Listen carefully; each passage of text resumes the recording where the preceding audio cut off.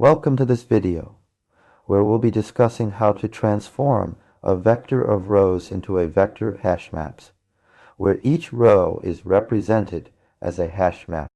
This topic is particularly important when working with data structures in programming, especially when dealing with large datasets.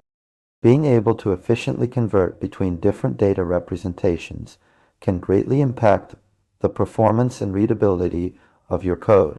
In this video, we'll delve into the conceptual steps involved in turning a vector of rows into a vector of hash maps for each row.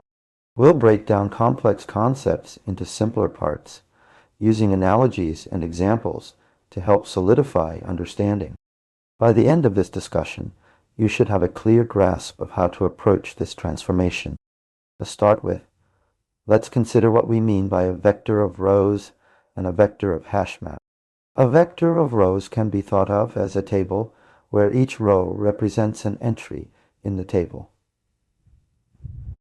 Each entry, or row, might contain several pieces of information, such as names, ages, and addresses.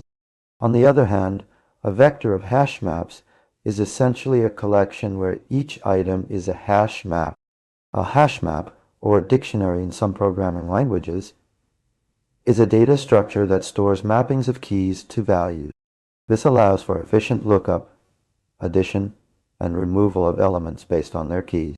The transformation we're discussing involves taking each row from our original vector of rows and converting it into a hash map. Each piece of information in the row becomes a key value pair in the hash map. For instance, if we have a row with John 25 and New York for name, age, and address respectively, these would become the key value pairs name John, age 25, and address New York in the corresponding hash map. To achieve this transformation programmatically, one might iterate over each row in the vector of rows. For each row, create a new hash map, and then iterate over the elements within that row, adding each element as a key value pair to the hash map based on its position or a predefined mapping logic. This process allows for greater flexibility in how you access and manipulate your data, especially when dealing with varied datasets where not every entry may have all fields populated. The transformation from a vector of rows to a vector of hash maps involves converting each row's information into key value pairs within a hash map. This process enhances the accessibility and flexibility of your data structure. It allows for more dynamic handling of varied datasets, improving overall code performance and readability. In turning a vector of rows into a vector of hash maps for each row is a valuable skill in programming that can greatly enhance how you work with complex data structures.